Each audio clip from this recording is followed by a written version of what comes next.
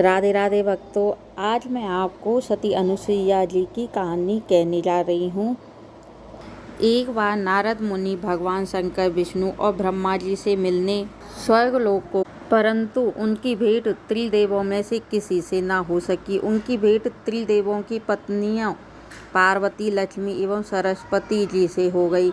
नारद जी ने तीनों का घमंड तोड़ने के लिए कहा, मैं विश्व भर का भ्रमण करता रहता हूँ, परंतु अत्रि ऋषि की पत्नी अनुसुईया के समान पतिव्रता, धर्म वाली, शील एवं सद्गुण संपन्न स्त्री मैंने नहीं देखी। आप तीनों देवियों की पतिव्रता धर्म पालन में उनसे पीछे हैं। यह सुनकर उनके अहम को बड़ी ठेस लगी, क्योंकि वे समझती थी कि हमारे समान पतिव्रता स्त्री संसार में नहीं है। नारद जी के चले जाने के बाद तीनों देवियों ने अपने अपने देवों से सती अनुसुईया की पतिव्रत धर्म नष्ट करने का आग्रह किया। संयोगवश त्रिदेव एक ही समय अत्रि मुनि के आश्रम पहुँचे।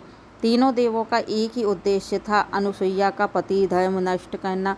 तीनों ने मिलकर योजना बनाई। तीनों देवों ने ऋषियों का वेश धारण कर अनुसुईया से भिक्षा मांगी। भिक्षा में उन्होंने भोजन करने की इच्छा प्रकट कर दी। अतिथि सत्कार को अपना धर्म समझने वाली अनुसुईया ने कहा, आप स्नान आदि से निवृत्त होकर आइए, तब मैं आपके लिए रसोई तैयार करती हूँ। तीनों देव स्नान करके आए तो अनुसुईया ने उन्हें आसन ग्रहण करने को कहा। इस पर तीनों देव बोले, हम तभी आसन ग्रहण कर सकते हैं जब तुम प्राकृतिक अवस्था में बिना कपड़ों के हमें भोजन कराओगी। अनुसुईया के तन बदन में आग लग गई, परंतु पतिव्रत धर्म के कारण वह त्रिदेवों की चाल समझ गई। अनुसुईया ने अत्रि ऋषि के चरण को त्रिदेवों के ऊपर छिड़क दिया। इससे त्रिदेव छोटे छोटे बालकों के रूप में बदल गए। तब सबको उनकी शर्त के मुताबिक अनुसुईया ने भोजन कराया तथा पालने में अलग अलग उन्हें झुलाने लगी।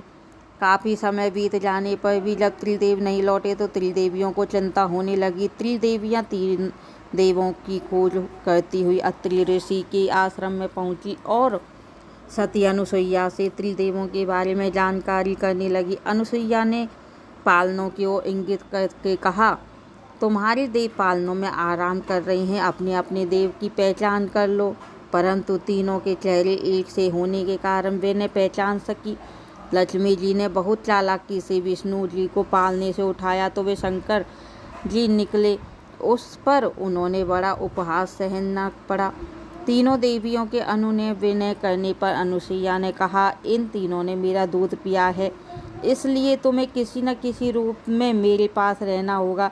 इस प्रकार त्रिदेवों के अंश से एक विशिष्ट बालक का जन्म हुआ, जिसके 3 सिर तथा 6 भुजाएं थीं। यही बालक बड़ा होकर दत्तात्रेय ऋषि कहलाए।